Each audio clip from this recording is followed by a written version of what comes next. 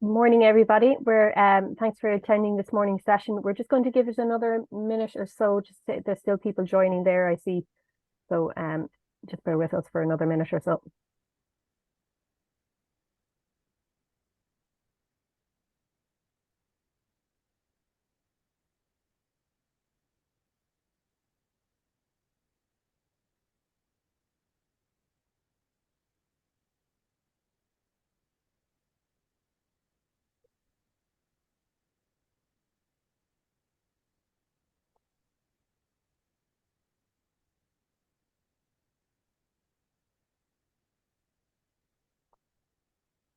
Okay.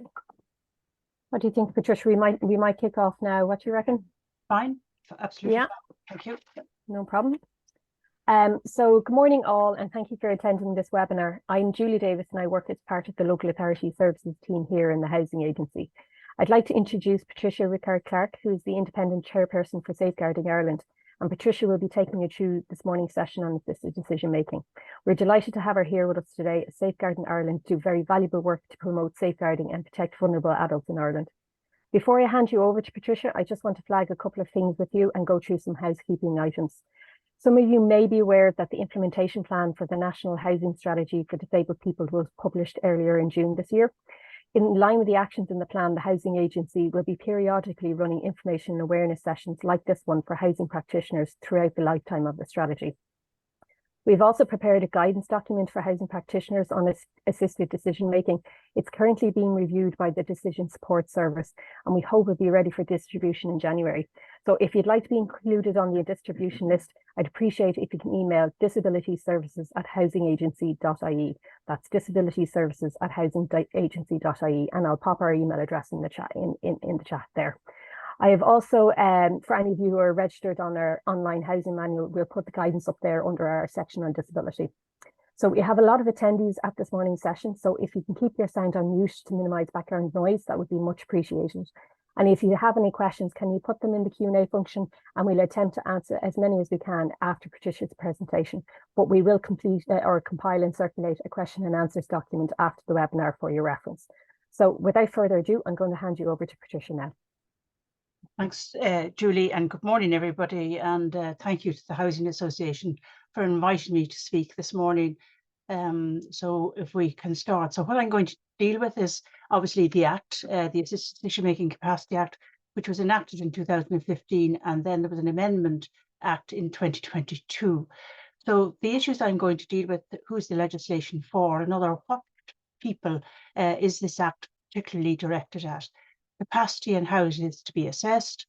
There are some overarching guiding principles, really important that they are abided by, and then the various different support services or arrangements under the Act. So hopefully we'll get through all of that. As I say, the Act was enacted in 2015. It enabled Ireland to ratify the UN Convention on the Rights of People with Disabilities. Ireland signed that convention in 2007, but we were unable to ratify it until we had appropriate legislation in place to deal with the issues that we had to address in our domestic legislation. So it was very important that we had reached that, achieved that line where we were in a position to ratify the convention. We also have the Hague Convention on International Protection of Adults, which is due to be ratified. That is contained in the Act, and really that is also another important safeguarding provision in the legislation. So if somebody comes from another jurisdiction that has put in place an arrangement that would be equivalent to some of ours, we will respect those arrangements made in another jurisdiction, or an arrangement made here if somebody travels to another jurisdiction, that it would be recognised in that other Hague Convention country jurisdiction. We in Ireland have a lot of people, say older people particularly, coming from the UK. So it's a really important addition to our legislation. We also have a gap in our current legislation in terms that we need what we call a deprivation of liberty piece of legislation. We have a constitutional right not to be deprived of our liberty. And people thought this only referred to putting people in prison or whatever, but it doesn't. It means putting people in a place to live where they don't wish to be. So again, it's another important aspect in terms of dealing with very vulnerable people. Again, adult safeguarding, we have very detailed safeguarding legislation for children, but we don't have any legislation at all in relation to safeguarding vulnerable adults. We've been working on this for the last number of years, and the Department of Health is due to publish a policy shortly for the health and social care sector, but we need it across the board. So the Law Reform Commission is due to publish their report in January of this year, setting out what the regulatory framework for adult safeguarding should be. And safeguarding is all part of the work that you are doing every day, because you're meeting very vulnerable people, regardless of whether they have a disability or not.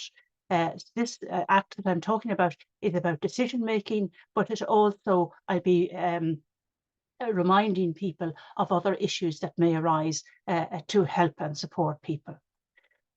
So again, just to remind ourselves of the UN Convention, because we have tended to not allow people who had a disability to respect their human rights the same as everybody else. The convention is very clear that all people with disabilities have the same human rights as everybody else. They enjoy legal capacity. In other words, the same legal rights and the same rights to exercise their legal rights and their legal capacity. So really, really important. Also there you see Article 12.4 recognising that in exercising people's rights, they may be vulnerable, therefore they may need some protection. So again, we have to have appropriate safeguards in place to prevent abuse and exploitation of vulnerable adults. So all very important provisions that we in Ireland now, there are international human rights obligations we have to abide by. One of the advantages of this convention is we've, as you know, obviously party to the European Convention of Human Rights and a number of other international conventions, but we don't have to report. In this convention, we have to report regularly to the UN Committee on how we are implementing and how we're abiding by our obligations under this convention. So really important. So who's the legislation for? It's the person whose decision-making capacity is in question or may shortly be in question. So I may have intellectual disability, or I may have been diagnosed with dementia, and my capacity may be in question. So they're the people I'm looking at. A person who lacks capacity in respect of one or more than one matter. And just to note, it's in respect of one or more than one matter. So if I lack capacity, so I'm at the end stage of dementia or whatever, and I simply can't make decisions, the Act is addressing me as well and having provisions for that. And then a person whose capacity may be in question or may shortly be in question in respect of one or more than one matter, and who lacks capacity in respect of one or more than one matter at the same time, but in respect of different matters. So again, in the past, in the wardship regime, we assessed capacity globally. And if, say, for example, a person lacked capacity in one matter, they were deemed not to be able to make any decisions. This Act is very different. It's saying a person may have capacity to make a particular decision. They may have capacity, for example, to operate their small bank account, but they may not have the capacity to enter into complex financial transactions. And that distinction is really important. So again, the other point is it's not mental capacity. And you see in other jurisdictions, the word mental capacity being used. Because we've ratified the UN Convention, no disability tag or whatever, we should be using any disability tag. So we're talking about decision-making capacity, and we're talking about it. It is a legal test. It is not a medical test. So people can have a medical diagnosis in relation to their cognitive ability, but that is not what the Act is looking for. The Act is looking for a legal test as to whether a person can or has the ability to make a decision, and the ability to make a decision even with support and assistance. So really important that that is understood. So if somebody comes in with a certificate by a doctor to say they have dementia, or they've intellectual disability, or they've acquired brain injury or whatever, that's not the test you're looking at. You're going to assess whether this person can make a decision about the matter in hand at that particular time. So really important. So the Act defines then capacity as the ability to understand at a time a decision has to be made, the nature and consequences of the decision to be made by the person in the context of available choices. So really important, it's at the time the decision has to be made, and it's the nature of that decision that's in question. So asking a question, who the President of Ireland is, or the name or date of birth of your children or your siblings or whatever, is irrelevant. If you're applying for a housing grant, do you understand? Have you got the information around that decision? And what are your choices in making that decision? So that's really important that people who are interacting with a person understand that. So a person will lack capacity to make a decision if they're unable to understand the information relevant to the decision, but they must be given that information. Can they retain that information long enough to make a voluntary choice? So for a simple decision, time can be quite short. If it's a complex decision or they have to weigh up choices, it might take a little bit longer. Can they use or weigh that information as part of the process of making the decision? So they may understand the information, they may be able to retain the information, but can they process and use up and weigh up the consequences of making that decision? So again, it's not necessary for a person to demonstrate a capacity to understand and weigh up every detail, but merely to understand and weigh up the salient factors relevant to that decision. Can they communicate the decision by any means? Again, people with disabilities may be non-verbal. A person with a stroke, again, may have speech aphasia, but can they be assisted by the use of sign language or assistive technology, again, to enable them to exercise their legal capacity and enable them to make that decision, even with that assistance. So the Act again points out that if a person cannot undertake any one of these four aspects of the decision-making process, then they are deemed unable to make the decision. But the onus is on everybody to assist and support them before reaching that. So how is capacity to be assessed? And you'll be coming across this quite a lot. In the past, again, we referred to a medical diagnostic test, and if somebody came in with a medical certificate, as I said, they were deemed to lack capacity depending on their disability.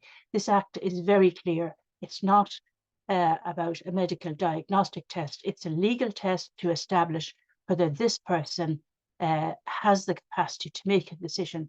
So the Act provides that a person is not to be regarded as unable to understand information relevant to a decision if they are able to understand an explanation of it given in the appropriate manner.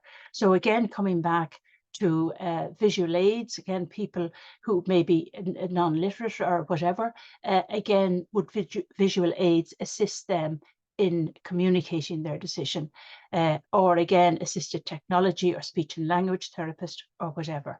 So the fact that a person is able to retain information relevant to a decision for a short period of time does not prevent him or her from being regarded as having the capacity to make a decision. Again, in assessing a person's capacity, you may need to postpone making a decision if you're asking them and you're going through the questions and giving them the information, but they may need that additional support. And where do you get that support? And again, internally in your own organisation, you should work out who do you refer the matter to, and how do you deal with those situations. So really important that you don't, because you can't understand or understand how a person is communicating, that you are not deciding that that person lacks capacity. So the fact that a person lacks capacity in respect of a decision on a particular matter does not prevent him or her from being regarded as having capacity to make a decision at another time. They may be in a bad place, they may be on medication, they may be bereaved, they may be really need help. So maybe if the decision can be postponed or the assessment of their capacity can be postponed, then that should be done. Again, the fact that a person lacks capacity in a particular matter does not prevent him or her from being regarded as having capacity to make decisions on other matters. So again, they may be in a position to understand they need housing, they need to apply for a grant, but they may not understand the details of a mortgage, for example, or others. So they may be able to make some of the decisions relating to the matter in question, but they may not be able to make others. And how then is that addressed? So who assesses capacity? So in line with the functional assessment, it's time specific, issue specific, and only when it's necessary to assess. Again, you don't assess, you try and support and help a person first before assessing their capacity. In some issues, and sometimes it is necessary to assess capacity. For example, in terms of the medical context, a doctor does need the consent of a person, so that may be urgent. So it may be necessary to assess a person's capacity at that time because that matter is urgent. In other cases, can you sort out what assistance and support they get, etc. So a formal process may be required from time to time, and we'll be coming to some of the arrangements in the Act where it does require a formal process, for example, to register a co-decision making agreement. So really important. Again, if you are assessing capacity, it's important that you document what you've done, the help you've given, etc. So in other words, you must justify your findings based on legislative criteria. Really, really important, because your assessment may be called in question at some future time. And you just to document what you've done. So the Act sets out a number of guiding principles. There are 9. And again, these are very important. These are taken from the UN Convention, from the Constitution or whatever. So first of all, for many, many decades, we've always had in common law, in other words, it wasn't written in legislation, we always had in common law the presumption that a relevant person had capacity unless the contrary was shown. The Act is saying unless the contrary is shown in accordance with the provisions of the Act. So really important that a person should not assume that a person lacks capacity because of a medical condition or disability or because of age. So this Act is for people over the age of 18 years of age, but many people assume that a person who's old and frail may have difficulty hearing or whatever.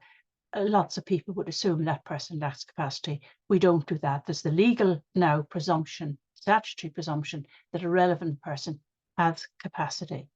Again, a relevant person shall not be considered as unable to make a decision unless all practical steps have been taken without a success to help him or her to do so. So again, in preparation, what information, so you know somebody's coming in, say, in relation to their housing arrangements. So try and find out what are the circumstances of that person, what are the issues they really are concerned with, and prepare in advance to be able to give them the relevant information relevant to the decisions that they have to make. So really, again, how it's presented and communicated to them. And again, the Act is very clear that if a lack of capacity is established, it's still necessary to involve the person so far as possible to make the decision. So they may be signing documents or whatever for future planning, but it's important that in the time in the future when they are making decisions or you're assisting and supporting them to make decisions, they're fully involved. They may be at that stage able to participate insofar as possible in that decision making. So a relevant person shall not be considered as unable to make a decision in respect of a matter concerned merely by making or having likely to make an unwise decision. So if you disagree with the person with the decision they're going to make, it's really important that you assess whether they can process and understand the information rather than you saying, well, this is an unwise decision. So really important that there's the difference between unwise decisions and decisions based on a lack of understanding of the risks or the inability to weigh up that information. So you hear a lot of people saying, oh, he or she lacks insight. Forget about the insight. Just concentrate on the fact whether a person can process or weigh up the information and then make their decision on that or not, as the case may be.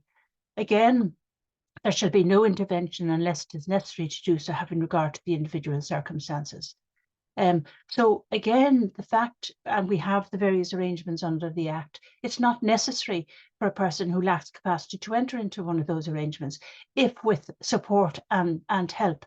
And if they can identify somebody that actually they really trust, and you as dealing and interacting with that person have no concerns about the person being under control of another person, or another person making the decisions and prompting them, telling them what to do. Really important. You don't have an assessment of capacity, or you don't intervene to do so unless it's necessary. So if a person comes in with somebody that really is supporting them and they trust, and you feel that's a good relationship, then it's not necessary to enter into one of the agreements. Sometimes people don't have anybody to assist them, in which case it may be better that they have an agreement in place. So an intervention then shall be in a manner that minimises the restriction of a relevant person's rights and the restriction of their freedom of action. Have due regard to need to respect the relevant person's dignity, and dignity, of course, is at the basis of all human rights. So really important that we respect every individual and respect their dignity, respect their bodily integrity, privacy, autonomy, and control over their financial affairs and property. And in this jurisdiction, we've a very high level of financial abuse, particularly of people who may have a disability or who are old and frail. So we have to be very careful about that and ensure that, again, next of kin don't have any legal rights to make decisions. And again, our custom and practice has been where next of kin or family members take over and make decisions, deal with finance or deal with other issues. Not appropriate. So that this Act is very clear on the rights of that individual and the need to respect those rights. So any intervention, again, be proportionate to the significance and urgency of the matter, and be limited in duration. Again, the court, in making any decision in relation to a person who lacks capacity, has to give a limited time for, again, another person to make the decisions on their behalf. And again, we have a review process under this Act, which under wardship we didn't have. Person was taken into wardship on a global basis, no review, no time limit given to review that arrangement that was put in place. This Act is extremely different, and we should recognise that. So again, these are the principles now, even if something is in place. So an intervener in making an intervention must permit, encourage, and facilitate the relevant person to participate as far as possible if in the intervention. So again, emphasising the appropriate communication skills to allow them to participate in that decision intervention. Give effect insofar as practical to the past and present will and preferences, insofar as they are reasonably ascertainable. So even with a person who lacks capacity, they may have articulated in the past, you may be aware of their will and preference, or can you find out from somebody close to them what their will and preference is. So, excuse me, there's no issue of best interest in this legislation. It's so, and again, decisions in relation to what I thought was in Julie's best interest was taken for granted in the past.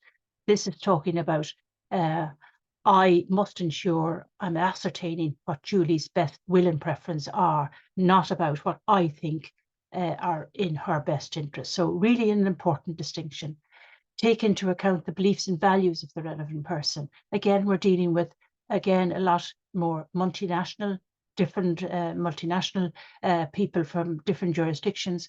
What are their beliefs and values? They may not be the same as ours, and we shouldn't judge on our own beliefs and values. So really, really important.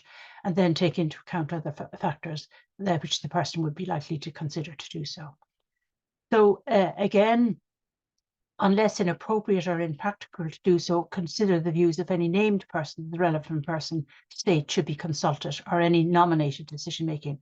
Now, the reason for my 3 red asterisks up there is, unless inappropriate or impractical to do so, consider the views of any person named. Again, you have to be very concerned about safeguarding issues in this regard. The person may have a family member and may be nominating them. Or is that family member the appropriate person to be consulted in relation to this person? Again, really important that you as intervener are assessing that and are sure that the person isn't under the influence of this person or under the control of this person. So regardless of what the relationship is, really important, be it friend, family member, neighbour, or whoever. And the Act says that a person, again, in intervening, must act at all times in good faith for the benefit of the relevant person and consider all the other circumstances. And then the intervener in making an intervention may consider the views of any person engaged in the caring for the relevant person. Again, a person may be receiving care or assistance. Again, they may know the person very well, may be helpful, or any person who has a bona fide interest in the welfare of the relevant person. Again, you could have a relative who's really concerned and really assisting and is the right person to be consulted, or an advocate or a caseworker. Again, many people, even if they have family members who may not be appropriate, it might be good to ask the person, have they got an independent advocate who can help them and assist them in articulating their will and preference and their views. And again, healthcare professionals can be also asked in relation to that. Again, any intervention in relation to a person who lacks capacity, again, think about the urgency of intervening, or is it necessary? Can you wait? So again, a person who has particularly maybe a healthcare condition or a mental health condition, can you wait to a later time when they're in a better space? And again, the whole question of be careful about their privacy, and again, not be going on roaming around getting information that is not necessary for the purposes of the decision. Again, the right to private privacy is important. So then moving on to the decisions that have to be made or can be made under the Act. But first of all, the decisions are personal welfare decisions around accommodation, including or not whether the relevant person should live in a designated centre, that is, say, a place of care, a nursing home or whatever, their employment, all of that, participation in social activities, etc.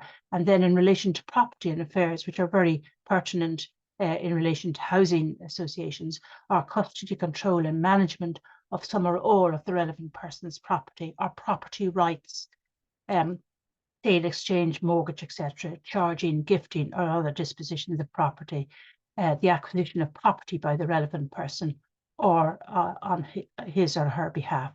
So again, if we can look at some of those issues.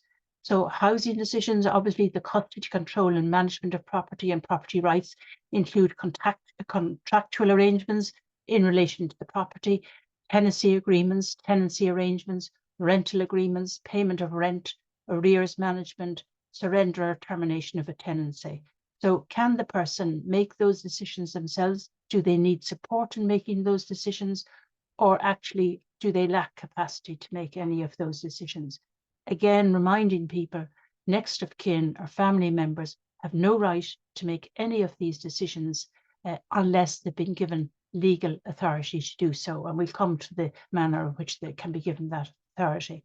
So again, property rights would include making or defending claims. So if a person, say, was given a termination to get out of a property, again, assisting them in relation to that, that's still in relation to their property. And also, again, they may be, say, for example, not be, if they, say, spouses are obliged to make provision for their spouse unless they've contracted out of that under various separation or divorce arrangements. But if a person has a right to inherit property by will or trust, again, a person with a disability may be a potential beneficiary under a trust. And again, should claims be made in relation to them, and even if they lack capacity, who are the appropriate people to do that? Again, the people who are appointed under the arrangements. The various different arrangements then, there are 5 actually. First 2 is when a person has capacity, they can plan for a time in the future when they lack capacity. So a person can put in place now an enduring power of attorney. You can, when you have capacity, you can put in place also an ordinary power of attorney where you still have capacity and still can come into effect when you still have capacity. You may be in hospital or something and you've asked somebody to do something for you, you can give them that power of attorney. In relation to it, the difference with an enduring power of attorney is it will only come into effect when a person lacks capacity, but it is made when a person has capacity. So I'm sure you will be coming across situations where you're dealing with an enduring power of attorney. And I'll talk briefly about the process in relation to that coming into effect. On the other hand, make healthcare decisions. Again, when you have capacity, you can plan for a time when you lack capacity and put in place an advanced healthcare directive. Really, really important. Again, while we've had legislation for enduring powers of attorney from 1996, it wasn't really, didn't have much safeguarding provisions as the new Act has. But we didn't have any statutory provision for advanced healthcare directives. We now have that statutory provision. Again, extremely important. Again, if you're dealing with people who've healthcare issues, again, no harm to prompt them to get the Think Ahead from the Hospice Foundation Think Ahead pack. Really, really helpful pack and assist in that. Then when a person's capacity is in question or may shortly be in question, they can appoint a decision-making assistant under a decision-making assistance agreement, and they can appoint a co-decision maker under a co-decision making agreement. Now, I suspect you'll be coming across quite a number of these, so really important that people are aware of them, are aware of the functions that can be undertaken under those agreements. Then when a person lacks capacity and they've no such agreement, or if they have an agreement but doesn't cover the decisions that are required to be made. So I may have and may lack capacity, may have an EPA that has come into effect to deal with my bank accounts, but I'm here, somebody is looking for housing accommodation for me. Has that person the authority to deal with my housing matters? So again, and enter into an arrangement or a tenancy agreement on my behalf. So really important. So what decisions are included in the various agreements is really important. So the court can make a once-off order itself in relation to a particular matter or matters, or they can appoint a decision-making representative. So we go through each of these. So I'm just briefly going to deal with the EPAs. So first of all, as I've already said, it's made by a person when they have capacity, and at the time of making it, there must be a formal statement of capacity by a medical practitioner or a healthcare professional to state that I understand the implications of entering and making an EPA. Really nothing about my diagnostics or anything, but that I understand the implications of making an enduring power of attorney. And again, going back to the 1996 powers of attorney, that statement had to be given by a medical practitioner. Now the new legislation has added healthcare professionals, which include speech and language therapists, public health nurses, social workers, etc. So there are a number of other healthcare professionals that can give that statement of capacity. No notices are required at the stage of making the enduring power of attorney to serve on anybody. However, then the enduring power of attorney must be registered, again when the donor still has capacity, and that's a change from previously under the 1996, and you will be coming across some 1996 powers of attorney that have not yet been registered. They only come into effect when they are registered, when the person lacks capacity. This is a complete change. When a person makes an EPA under the 2015 Act, it is registered within 3 months of its making. And this is a very good change in the legislation, in that previously, if issues arose when the EPA was being registered, when the person lacked capacity, the person then lacked capacity, and if there were errors in that EPA, couldn't refer back to the person. This time now, the registration will take place with the Decision Support Service. The Decision Support Service will actually ascertain is everything in order, everything in place, and it's very clear, and can refer to the person who has made it because they still have capacity. At that stage of registration, there is provision in the Act that notice must be given to family members and indeed others who have the right to object. So somebody may be registering a power of attorney that have forced somebody to make that EPA, but somebody can object to that, and the director then has the right to review the situation or carry out an investigation. So really important oversight arrangements in relation to this Act. And then under the new legislation of 2015 EPA will only come into effect when the person lacks capacity and the attorney has notified the director that the person lacks capacity. And at that stage, 2 statements of capacity, and again, this is the safeguarding issue, that somebody isn't taking advantage to register the EPA in advance or whatever. So 2 statements of capacity are required, and they can be 2 medical professionals or 2 healthcare professionals or 1 of each. And again, the notice must be served on specified persons who again can object if they feel it's not appropriate. So moving on then to the decision-making assistance agreement. So a person who considers their capacity to be in question or may shortly be in question may appoint another person to assist them in making one or more than one decision. So again, they are the appointment of the decision-making decision. The appointment of an assistant decision maker should be made in a decision-making agreement. And the person making the decision, even though they require assistance, is still making their own decision. So really important that you understand that if somebody comes in with a decision-making assistance agreement, the person themselves, even though they've got help, is still making the decision. And if a decision maker comes in with that agreement, with a specified they want information for the person in relation to their housing matters or whatever, in relation to rental, in relation to HAP payments or whatever, then if it's in that assisted decision-making agreement, you give that information to the assisted decision maker to assist the person to make the final decisions. Any signing, again, still done by the person themselves. The agreement may be revoked by either the person themselves or the assistant at any time, and it may be varied, etc.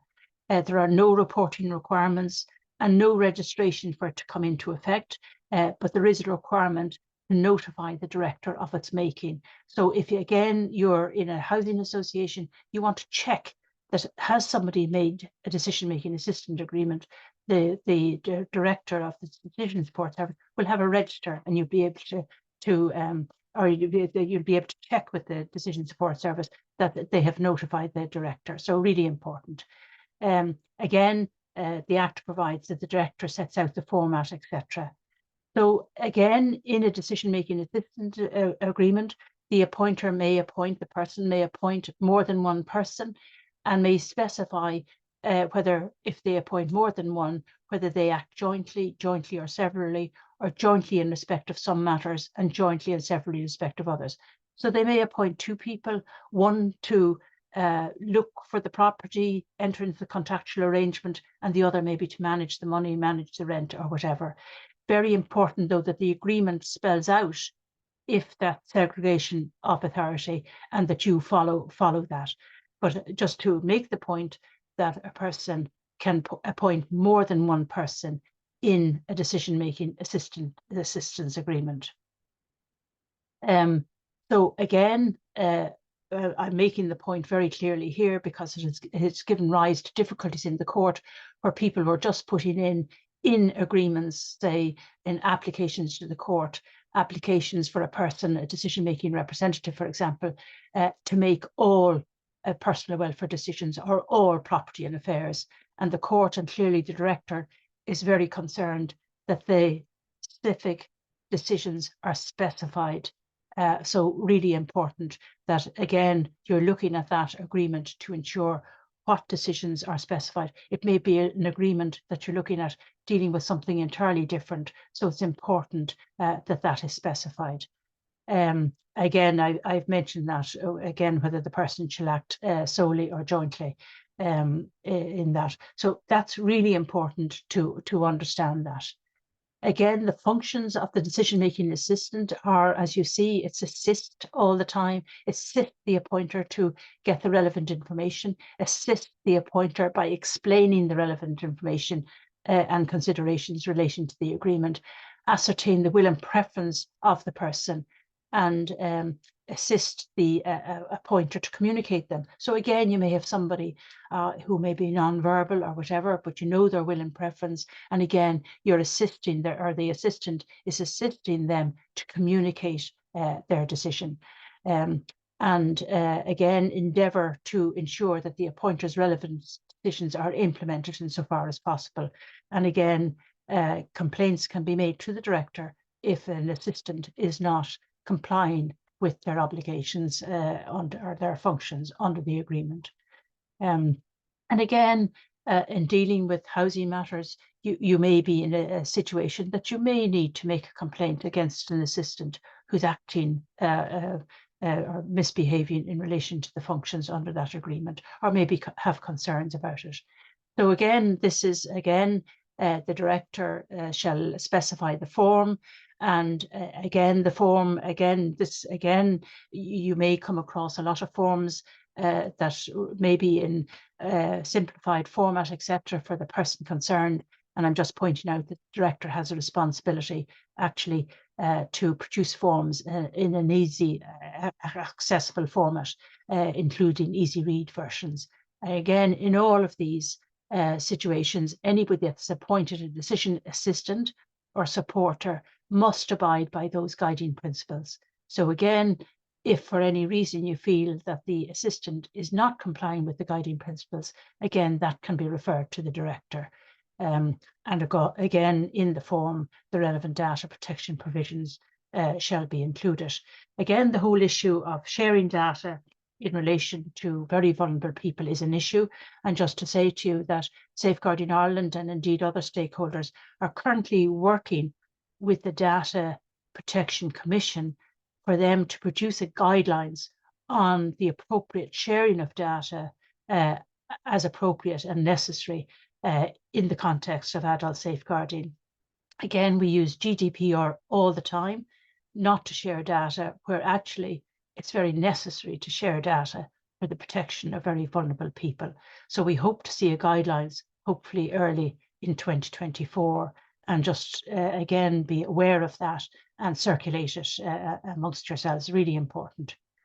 Then the next level up, if a person's decision-making capacity is a little bit more challenged, they may need a co-decision maker.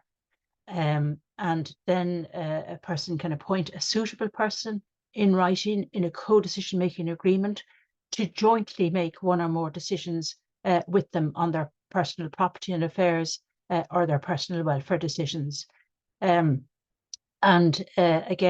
a person is suitable for the appointment if they're a relative or friend of the appointer who has had personal contact with the appointer over such a period of time that a relationship of trust exists between them, and the person being appointed as that co-decision maker is able to perform the functions under the co-decision making agreement.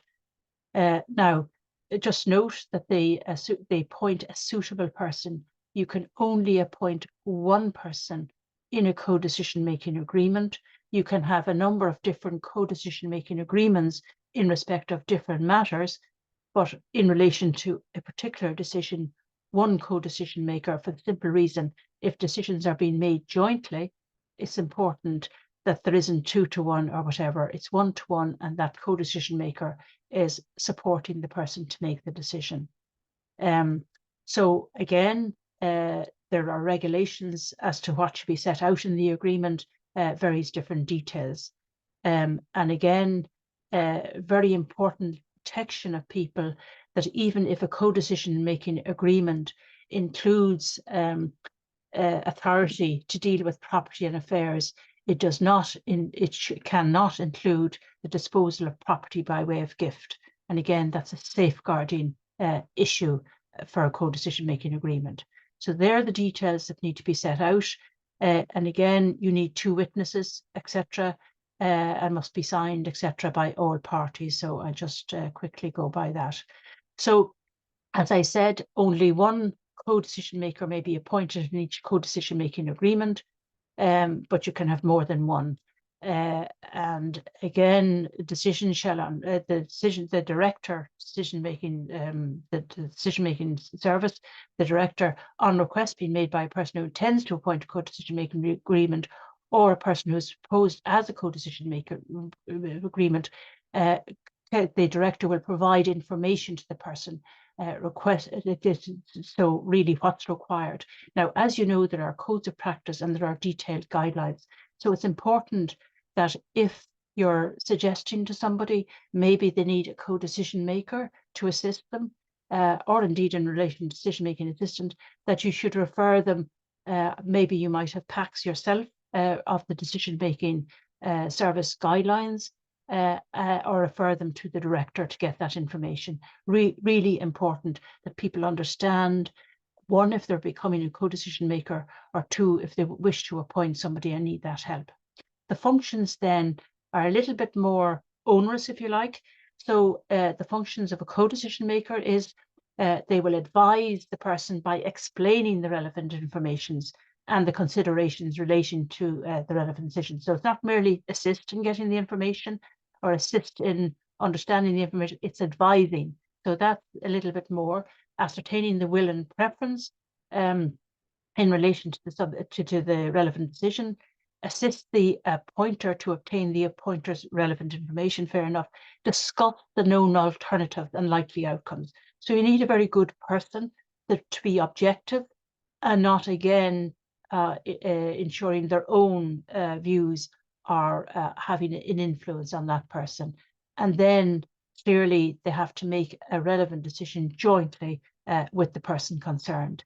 And that, again, is important, that they're making the decision that the person wants, and then make all reasonable efforts to ensure that the decision is implemented. Again, making the decision jointly means that a co-decision maker shall acquiesce with the wishes of the appointer and shall not refuse to sign any document in relation to it. Now, if they disagree, and if you see there's disagreement on that, again, maybe the co-decision maker should stand down, or maybe the director should be called in to intervene. Also, to say the director has what are called special visitors and general visitors, who may call out and interview both the decision supporter and indeed the person themselves who's making those appointments and see what the situation is. So again, an important issue is that the co-decision maker does not have authority to make decisions jointly with the relevant person other than the decisions specified in the agreement. So if you're dealing with somebody and it's very clear what decisions are contained in that agreement, and another decision happens to require to be made, it's not included in that agreement, that co-decision maker doesn't have the authority to make it. Has the person another co-decision making agreement, or have they another arrangement in place, or whatever? So, and again, they may have at the same time an enduring power of attorney that has come into effect because they may lack capacity in respect of those other matters, or they may be in a position to make the decision, so they may have a decision-making assistance agreement in place. So it's possible to have more than one arrangement in place at the same time in respect of different decisions. So again, it's important. Where there's just there at the end, where there is another co-decision making agreement dealing with other matters, it's important that they two work together. Again, one may have charge of money, another in terms of other matters.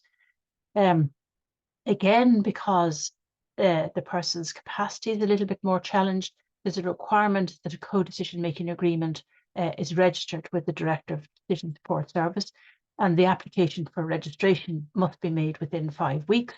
And then there's notice must be given in a specified form to the director. Again, the director has various templates, all on the website, all very helpful. In the application, the applicant, the appointer, must state that they understand the implications of entering into the agreement and they wish to enter into the agreement. The co-decision maker must undertake that they act in accordance with the functions stated in the agreement, and that they will act in accordance with the guiding principles. Really, really important. There are also reporting obligations that the co-decision maker to the director, that the co-decision maker must comply with. So every so often, periodically, the co-decision maker will have to file a report to the director, how they're carrying out their functions, and report on monies, etc., if necessary. And within 3 months of the registration of the agreement, the director will be following up the co-decision maker as to see how things are going. Again, a statement as to why a less intrusive measure has been entered into, and details obviously of any other agreements. Again, a statement is required by a doctor or healthcare professional, and 2 character references. And again, there's notices and fees again to be served. Just to say again, So the statement for the registration of the EPA by the medical practitioner or the healthcare professional is that the appointer has the capacity to make a decision to enter into the co-decision-making agreement, that the appointer requires assistance in exercising the decision-making in respect of the relevant decision contained in the agreement, and the appointer has capacity to make the relevant decisions specified in the agreement with the assistance of a co-decision maker. Now, you'll come across very, very many people with intellectual disability who actually can operate at quite a high level, but they may need assistance. So again, noting this is a statement of capacity by a medical practitioner or a healthcare professional, nothing to do with a disability. It's all about the capacity to make that decision that's contained in that co-decision making agreement. So really important. So have the person the capacity to enter into the agreement, have the capacity to understand they need the assistance, and then that they understand the decisions in the agreement that they need the assistance with. So really, really important. Again, if you're advising a person, maybe you should think of a co-decision making agreement. It's a good test. So again, on registration, again, the director must be satisfied it's a suitable person, all of the rest. And again, once that co-decision making agreement is registered, it can't be challenged on the ground that the appointer did not have capacity to make a decision. So once that agreement and documents are signed under that agreement and everybody is satisfied, then somebody else and third party might be arguing with this person lacks capacity. Well, it's done under the agreement, it's legally valid. And again, the Act regards the person as having the capacity to make and enter into that agreement. So a relevant decision made otherwise than jointly is void. So in other words, if the person has actually entered into a co-decision making agreement and the co-decision maker has now fallen by the wayside, then a decision can't be made, this particular decision. So again, if you're presented with that situation, that you understand that. Again, there's a register and that can be checked again if somebody comes in and you want to check here, you feel this person has a capacity issue and you want to check. So there is a register there. And again, the register can be checked by people who are authorised to do so. And I'm sure housing authorities, again, there's a facility to communicate with the director about that. I mentioned the reports, and again, important that the reports are made to the director. And again, the director may follow up on those and set out the format for those reports to be made. So I'm just saying for housing purposes, housing co-decision making agreement, it's important that the person being appointed is suitable and trustworthy. In other words, that it's not a family member just saying add me or make me the co-decision maker. So again, a suggestion: has the person the appropriate expertise to make the decisions jointly with the relevant person on housing matters? Have the expertise to engage with landlord housing body? And again, you may be at a situation where you're assisting a person or suggesting to them to enter into that agreement, but they're quite complex decisions or understandings of the decisions that have to be made. So it's important that the person being appointed is suitable and trustworthy and has the expertise to make those decisions. So again, I'm just specifying various decisions. If money management, pay rent, ensure the person being appointed has that capacity to do so. And again, to consider appointing a different person for money matters or indeed for other contractual arrangements. Very important to note the conflicts of interest situation, particularly in relation to family members, and also particularly for people who don't have close family members if they're being befriended by others.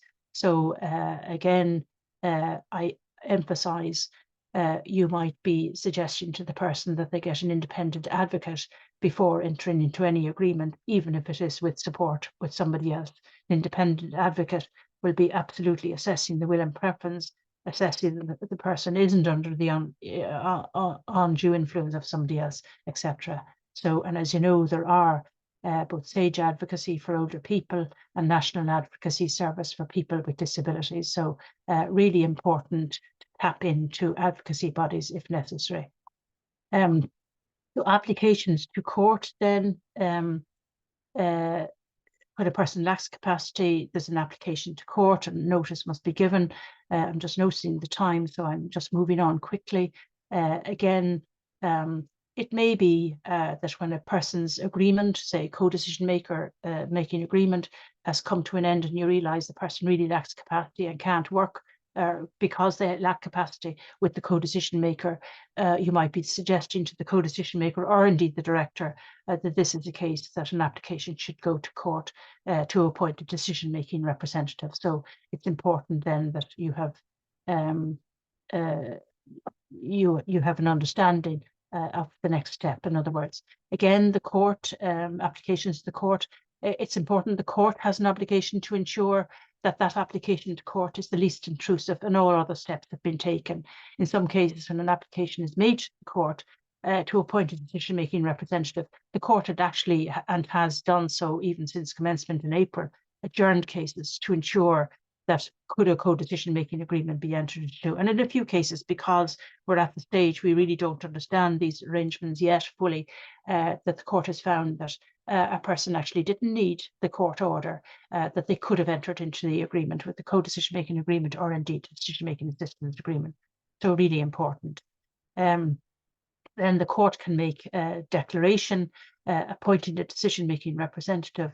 And again, in appointing that decision-making representative, the court is obliged to comply with the guiding principles and also take into account the will and preference and all of the rest. And again, must be very cognizant of the issue of conflict of interest in the person they're appointing, the court is appointing. Again, the court would set out the powers. Again, you may come across a situation where you're dealing with a decision-making representative appointed by the court. And again, you're looking at the powers in the order that has been given by the court. You also will be looking at the timelines in that order, because again, the scope and duration of that order is within the timeline the court has made.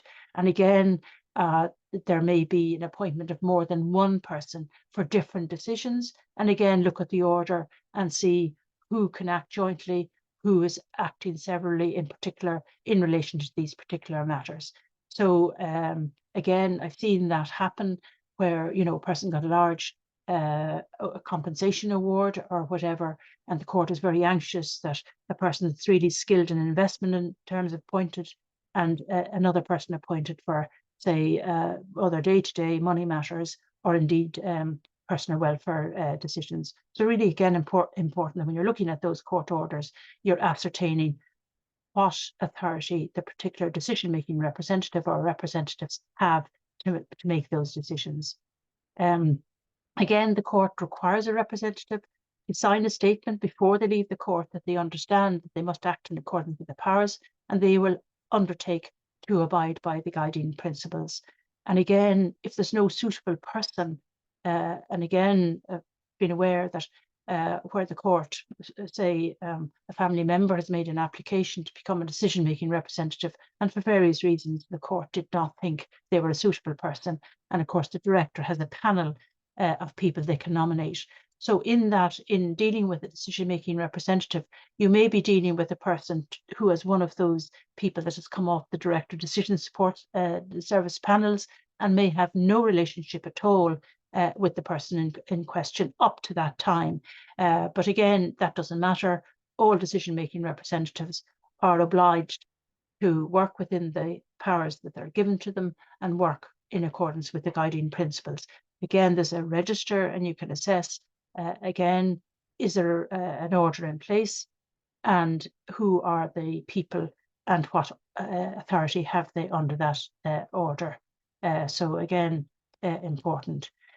Again, it's really important that, again, the Director of Decision Support Service has a lot of functions to carry out, and really importantly, to promote public awareness of the Act, to promote public confidence in the Act, and to provide information to the relevant person, that is the person making the appointments, and to provide information to the various different supporters.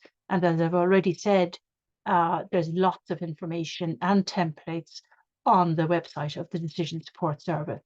And again, very importantly, the function is to supervise all of those supporters to make sure they're acting in accordance with the provisions of the Act and the functions given to them in the various arrangements. Again, make recommendations, make recommendations for change in practices in organisations and bodies. And again, if you want a specific, and I know you've already said, Julia, that you've sent a draft to the Decision Support Service. But again, if you identify changes that need to be made, again, inform the Decision Support Service and work with the Decision Support Service that either changes maybe in practice and guidelines that need to be updated, but more importantly, if there are changes required in the legislation in relation to that. Now, it'll be some time before we've changes in the legislation, but there are 1 or 2 points already that I feel could be maybe amended. So it's important, again, that the legislation is kept up to date, that it is a living document, and it is very relevant for the people that we have to support and, respect their rights. So again, all important. I've mentioned, okay, the codes of practice and whatever, and I'm sure you all have the main code of practice on supporting decision-making and assessing capacity. It would be good if certain members of staff would have copies of the various different guides and codes for the various different arrangements and the detail, that somebody knows within each organisation the detail of some of those. So people at the coalface, so to speak, may not know all the detail, and there's somebody there they can refer to directly. And of course, one can always refer to the director anyway. But within organisations, obviously, it'll take a little bit of time for that knowledge and expertise to be built up. But it's important that there's continuous learning internally about those issues. I have mentioned the registers from time to time, so there'll be registers under co-decision making representation orders and enjoying power of attorney, but also the director will have notice of assisted decision-making agreements. And if you want to find out if there's one there, the director will be able to confirm that there are. And again, she's panels for decision-making representatives, special and general visitors. Special visitors are people who would have particular expertise in assessing capacity, and general visitors would mainly be dealing with property matters, valuations, etc. So again, the important facility there to the director. Again, there's no oversight, as I've mentioned, in terms of 1996 EPAs, and there's quite an amount of oversight in relation to all of these arrangements under the Act. And the director has the authority to receive and consider complaints. And first of all, she can review the complaints, and she can enter into informal arrangements, how to solve them or mediate or whatever. But if she's satisfied that the complaint is substantive, then she can carry out an investigation, and she can even apply to the court to have a person discharged. So again, under the 2022 Act, she can look for a temporary prohibition order, on an ex parte basis. So really important, if somebody is really does need to be stepped down from acting for a person, the director has that authority. So again, if you come across safeguarding situations or critical situations, and I emphasize that even you might come across situations where there's a safeguarding issue and the person has capacity. Again, it's important Gardaí or indeed the HSC safeguarding teams, or indeed one of the advocacy bodies in relation to the person. So it's important that you just don't concentrate on people whose capacity is an issue, but you concentrate maybe on very vulnerable people that need safeguarding. And hopefully we'll have safeguarding legislation, but it's going to be a year or so before we have that. But already should contact the appropriate bodies in relation to the safeguarding of a very vulnerable person. And then the director can, again, the Act provides that she can share data in certain circumstances, then obviously she needs to do so. And again, for various people to be appointed as a supporter, obviously the Act provides that where there are ineligible or disqualified from acting because maybe they have committed an offence against the person or against their property. So it's important the director has information in relation to the suitability of a person to be appointed before she actually acknowledges their appointment. And again, there are offences of a person who uses fraud, coercion, or undue influence to force a person to enter into any of the arrangements, or that it's there for EPAs, but it's there for others as well. So really important. So that's the end of it. So if there are questions, I'm quite happy to take them. Thanks, Patricia. There's been a few coming in through the Q&A function that's there. So there's just two in particular, kind of just, I felt it was probably best to answer live. The first one here, it's a bit of a long one. It's about a situation where a person has a client who they're housing and supporting. However, we feel that cannot give the amount of support needed. The client is self-neglecting. He's not eating and refusing food to be brought to the house. His hygiene is very poor and sometimes not allowing his support workers to visit. He's not drinking or using substances. However, his mental health is very poor and he's been admitted to hospital recently due to this. We feel that this client needs support of an assisted living environment. However, as he's in his 50s, we've been told that he does not meet the criteria. We have approached the GP and the community mental health nurse in relation to this. However, as the client will say he's fine, they're not willing to assist further. Would you have any advice on how we might be able to better support this client, or who we might approach to advocate for this client? So something, yeah. Very, very difficult situation. And again, I spoke about the lack of safeguarding legislation, but the huge gap in relation to people who self-neglect. And while we have the mental health services on the one hand, and we have the safeguarding and protection teams on the other, some of them will try and assist a person who's self-neglecting, other teams won't. So it depends on the areas, but I suggest keep tapping into safeguarding and protection teams. And the 2014 safeguarding policy does cover self-neglect. It does cover self-neglect, but some of the teams don't do it. And they say if there's no third party involved, it's up to him to make his own decision. Whereas in fact, these people do need support and help, and sometimes persistency, you know, in a very gentle way at times, and it can work. But we have that gap, and only in the last week, you know, looking at the HSE revision of their policy and talking about this whole issue of self-neglect. So it's not an easy one at all.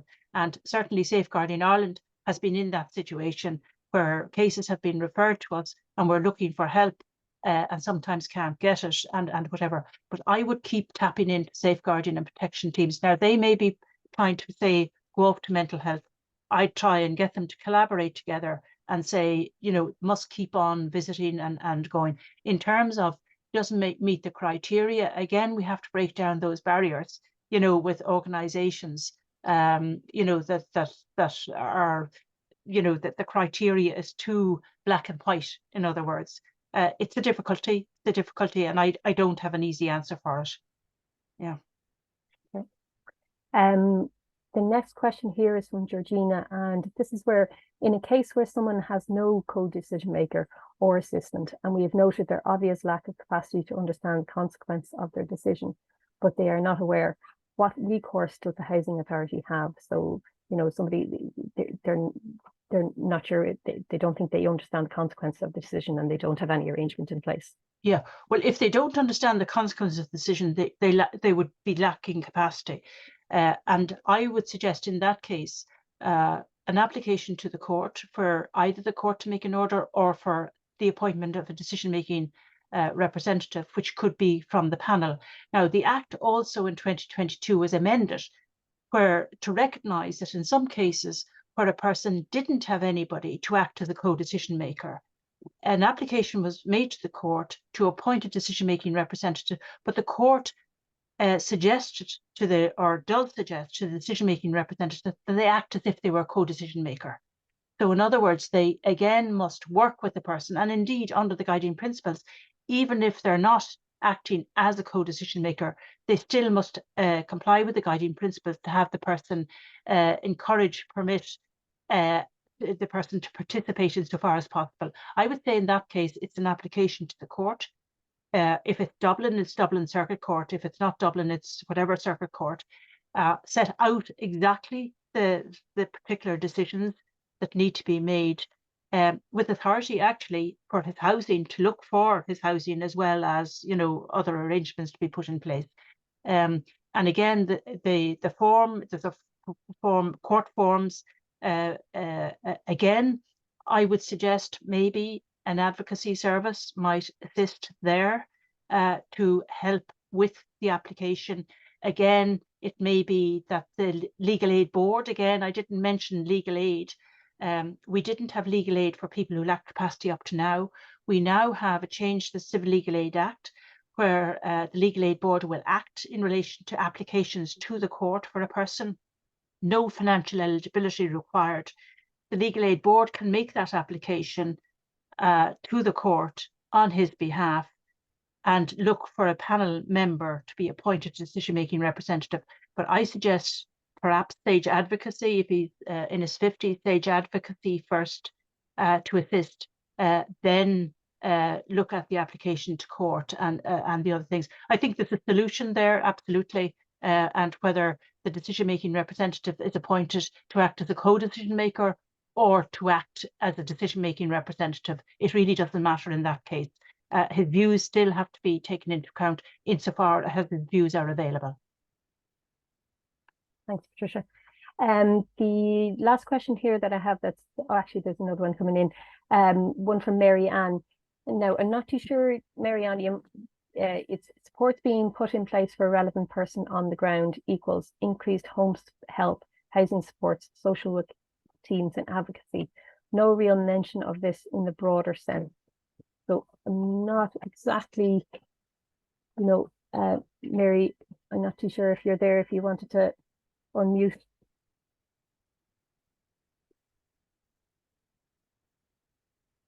Okay. What I suspect, Julie, is that a lot of those may be around personal welfare matters. Okay, and if the person lacks capacity, yes, the person can be appointed. If there's no money involved or anything, but just looking for those supports and welfare, and you know, it may be possible to have somebody appointed if it's gone beyond a co-decision maker or decision-making assistant. Again, it can be a once-off decision by the court to direct somebody, but I suspect if there's nobody available, decision-making representative appointed can be appointed for that short period of time to maybe ensure that those arrangements are put in place or whatever. Sorry, Mary Ann just came in there, sorry. Just said she just means that services will be under pressure. So that's, you know, if there's increased supports needed, and yes, that is, I mean, services are operating, you know, quite a lot of demand for services at the moment. So yes, there, you know, there is an obligation there under the act to support person, and, you know, it certainly will put extra pressure on teams, I would say, Patricia. Yes, absolutely. And in other areas as well, lots of other areas. But up to this, we failed people. We've neglected people, and we've passed on and made decisions that were convenient for our services and convenient for ourselves. So this act is really all about the individual, the voice of the person being centre of all of that. And all services, you know, have to cope with that. And I know we're all under pressure, but you know, that's what the act is saying, the respect for that person. Thanks, Patricia. Okay, I don't think there's any extra questions coming in here now. Just one from myself, actually. Actually, sorry, there's another one here. We would get quite a few people sending in letters authorising someone, be it a family member or a social worker, etc., to speak on their behalf, either due to language difficulties or disabilities. Is this still sufficient to engage with them, or does the Act now require a co-decision making agreement to be in place before we can give information? No, if you're quite satisfied that the person is genuine, they're not influencing the person. But again, can you communicate directly in some way with the person themselves? But in other words, now I found really since the Act came into place, some of the banks are now looking for agreements where before they worked with somebody who was there assisting the person and no issue. The issue is, are there conflicts? Is the person under influence or whatever? If I say there's a high level of abuse in Irish society in terms of, and again, our custom has been to take over, make those decisions, you have to be satisfied that actually you're assisting that person if you can communicate in any way, or I don't know whether people can call in or call out of the, the office or whatever with the person, that might be useful. But you don't have to have an agreement if the person, clearly has capacity and can communicate in whatever way they can be assisted to do so, with the benefit of somebody they trust. But as I say, to be just careful of safeguarding issues around that. Thank you. Okay, there's no more questions coming in, so we might just point out that on the decision support service website, there's a lot of good resources there in terms of codes of practice and more detailed information about the individual types of agreements themselves as well. So I definitely recommend people go and have a look at the website. I've stuck it in the webinar chat there, the link to it. And also the HSE, because they have been kind of, I suppose, yes, yeah, down the line a good bit on this. Yeah, they have a lot, the human rights group. And again, if you go in under assisteddecision.ie, you will get a lot of webinars and videos, and they're making more, and indeed the DSS will be making more as well. One point I should emphasize again, to enter into these agreements, you must register with the DSS under DSS. It's online. Now, a lot of people are put off because it's online, but it's really important that housing association staff are trained to go in, because actually to register them, obviously they need their registers online to search the register, so they need the information online. It delays hugely if it's paper now, and it's very cumbersome, and we're all going digital every way. It's not actually that cumbersome. It's people that are, I suppose, put off by change or whatever. So if you go into mydss.ie, and then if people have a MyGov account, the information can be pasted over to mydss.ie. If they haven't, fill in the details for a MyGov account. It's important that staff in the housing authorities are aware of that, and hopefully Citizens Information Board shortly will be able to assist people. So again, once a person is registered with DSS, even if they're moving from one decision-making agreement to another, they can get the documents then down once they have an account with the DSS. So it's that initial registering to open an account with DSS. So I'm saying, don't be put off by that. It's important that people have it and do it, and it's there, and it's coming generally for people for PPS cards, for passports, for licenses, and whatever. The Department of Public Expenditure are working on what they call a digital wallet. So we're all going to be moving there, but it's important to get all the various templates. There are 7 templates, for example, for an EPA, really important. And they're all in easy format as well, they're easily to be read and whatever. And indeed, formats for, as I say, the other co-decision-making agreement and the assisted decision-making agreement. And it's important, and it can be downloaded in part. You don't have to download it all at the one time or whatever. So again, it's important that housing associations have somebody that understands all of that and can assist staff with it. Really important. Thanks, Patricia. Okay, I suppose if there's no more questions, we might just wind up. Just to let you know, we will be circulating the presentation afterwards, and there will be a link to the recording going out as well. So you can have a look back. I know there was a lot of information there, and really valuable information, Patricia. It was really great to get a good in-depth view of it, kind of the provisions in the Act. And just if anybody has any questions later on, you can email disabilityservices@housingagency.ie. That's disabilityservices@housingagency.ie. So I just want to thank everybody very much for attending, and enjoy the rest of your day. Thanks, Julie. Thank you. Yeah.